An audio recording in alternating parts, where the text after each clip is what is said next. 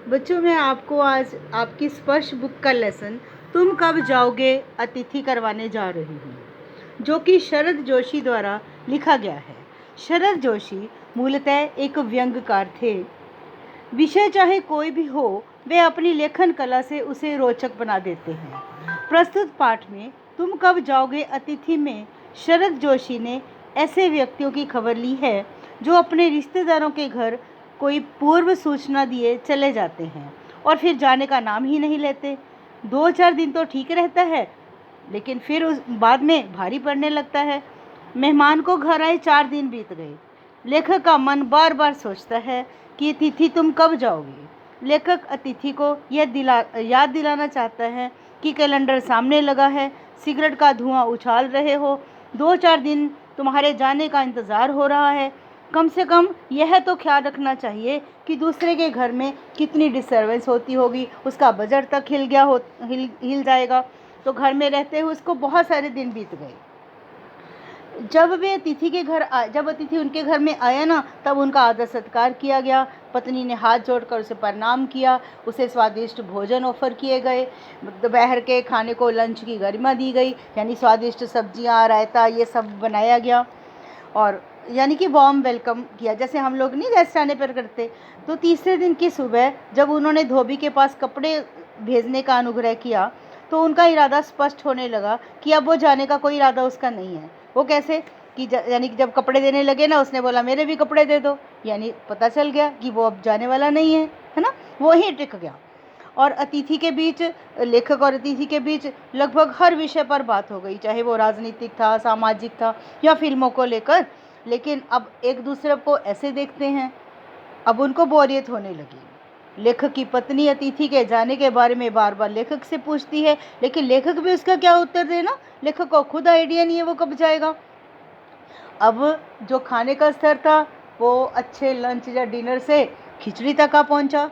तो बड़ी बेरुखी से वो पूछती है कि मैं खिचड़ी बना लूं।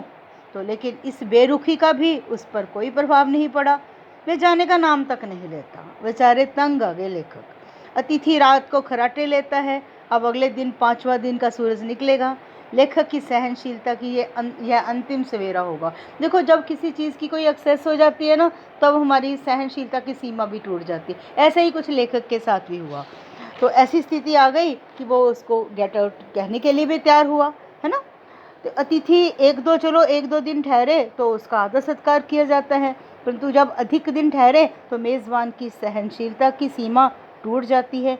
यहाँ तक कि उसे गेट आउट कहने का भी नौबत आ जाती है। जैसे इसमें आया ना, कई लोग कह भी देते हैं ना, तो जब कुछ चीज़ में एक्सेस में हो जाए, अतिथि सत्कार में कमी आने लगती है और जो अतिथि अपने देवत्व को खोकर राक्षसत्व में का बोध कराने लगता है। अब वो टिक कर वहाँ पे, तो उसका देवत्व समाप्त हो जाता है। देखो कितनी अजीब सी बात है ना, कि लोग अपने घर को तो स्वीट होम रखना चाहते हैं, परंतु दूसरे के घर की मिठास में जहर घोल देते हैं, है ना। तो जैसे कोई घर में आ जाए अनवांटेड, इतनी देर तक टिका रहे, घर का बजट हिल जाता है। हमें कई बार एकोमोडेशन इतनी होती है हमारे पास कि हमारे उठने बैठने में थोड़ी हमें प्रॉब्लम आने लगती है। किसी का सोने का टाइम, किसी का खाने का टाइम, तो सारा कुछ डिस्टर्ब हो जाता है ना। तो इसलिए रिश्तेदारों को, मेहमानों को भी कुछ सोचना चाहिए कि मेज़बान यानी जिसके घर में हम गए हैं उसकी भी कोई लाइफ है। तो इसलिए 1-2 दिन टिके, जितने दिन की रिक्वायरमेंट हो, तो उसके बाद अपने घर में आ गए, ताकि आपका सम्मान और इज्जत बनी रहे और मेज़बान यानी जिसके घर में भी गए हैं उनको भी किसी भी तकलीफ़ का सामना ना करना पड़े। ठीक है ना बच्चे। तो I hope you understand well. देखो इसके ना मौखिक question, you can do it well, अपने आप कर सकते हो। देखो, अतिथि कितने दिन तक लेखक के घर में रहा, कितने दिन तक रहा, 4 दिन रहा ना, 5वां दिन होने वाला है। तो कैलेंडर की तरीके किस प्रकार फड़फड़ा रही थी। पति पत्नी ने मेहमान का स्वागत कैसे किया, बड़ी गर्मजोशी से, मुस्कुराहट के साथ। दोपहर के भोजन को कौन सी गरिमा दी गई, दोपहर के भोजन को लंच जैसी गरिमा दी गई, है ना। तो तीसरे दिन की सुबह अतिथि ने क्या कहा कि धोबी को मेरे कपड़े दे दो, है ना। सत्कार की ऊष्मा समाप्त होने पर क्या हुआ, जो डिनर का स्तर था ना, डिनर मीन्स उच्च स्तरीय, हम बोलते हैं ना डिनर पे जाएंगे, मीन्स अच्छा खाना कहीं, तो डिनर का स्तर खिचड़ी में बदल गया। अब उसकी पत्नी पूछती है ना कि खिचड़ी बना लूँ, है ना। तो जो ज़्यादा दिन टिकता है ऐसे ही होता है ना। तो इस ये लेसन आप अपना रीड करना और ये क्वेश्चन भी आप करके देखना। ओके।